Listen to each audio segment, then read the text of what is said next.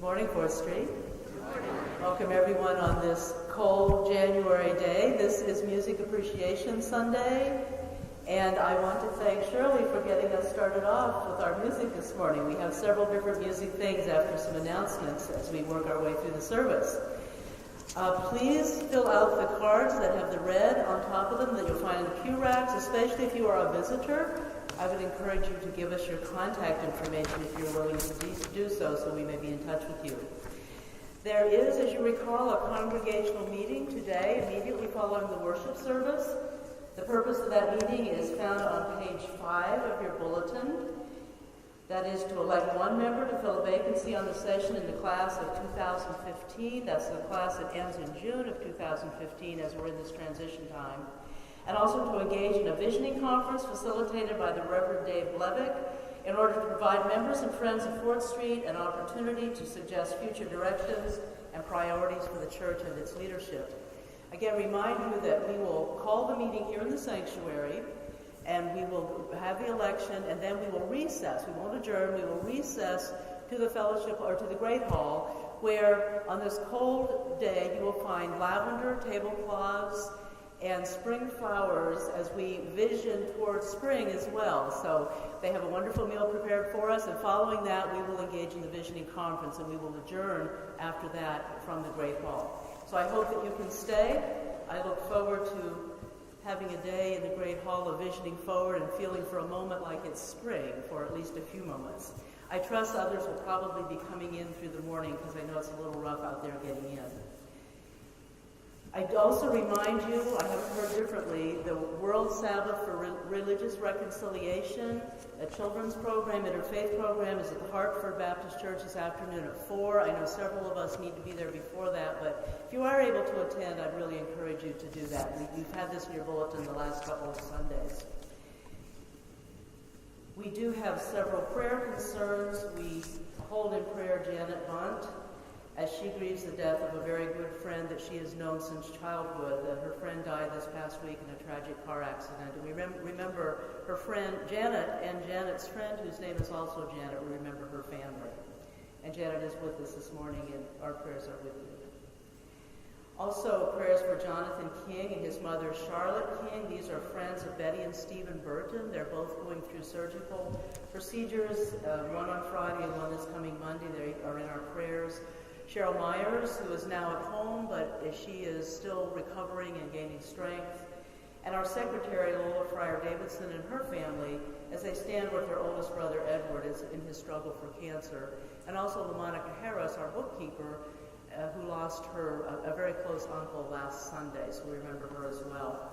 Also, Kathy Payne, our prayers are with her this morning as she grieves the death of a friend, and she wanted to just say a couple of words to us this morning that the death of her friend has reminded us of.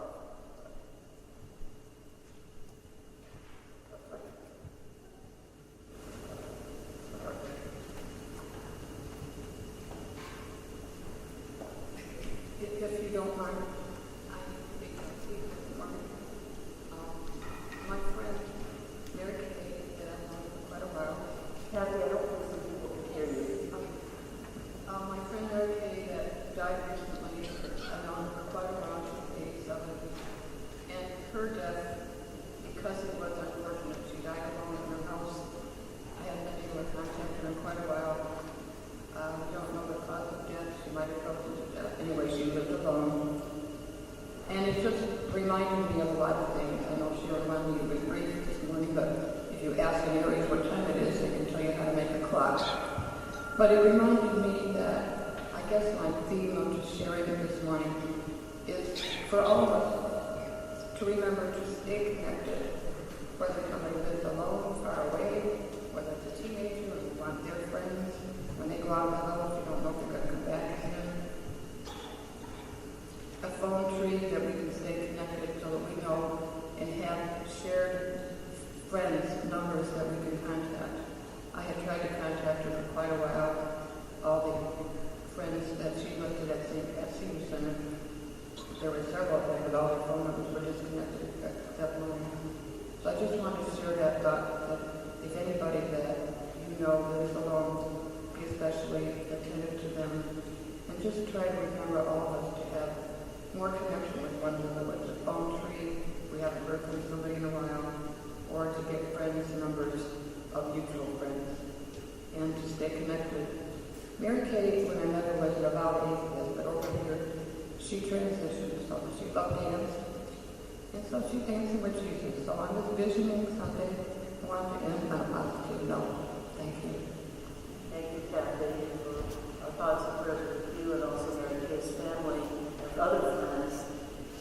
It is a reminder to us that we do need to be connected to one another and not just connected, but that we need to remember, especially those who are living alone, to check in on one another and sort of keep track of one another as we can. As we are visioning forward, I remind you, I don't think I probably need to remind you, General Assembly is coming in a very few short months, and some of you have been to General Assembly, many of you probably have not. So next Sunday morning, if you would like to hear more about General Assembly, please, I'll be in the chapel at 9:15 till 10 to have GA 101. So if you would like to hear a little bit more about General Assembly and what is going to be going on and what's going to be going on here at 4th Street, but a little bit about how General Assembly works. GA 101 next Sunday morning, 9:15 in the chapel. If we need to have more sessions, we will, but we'll start with that. Now, if you would please look at your neighbor, and I would like you to say this to them. God accepts me just as I am and loves me too much to leave me that way. Let us prepare to worship our God.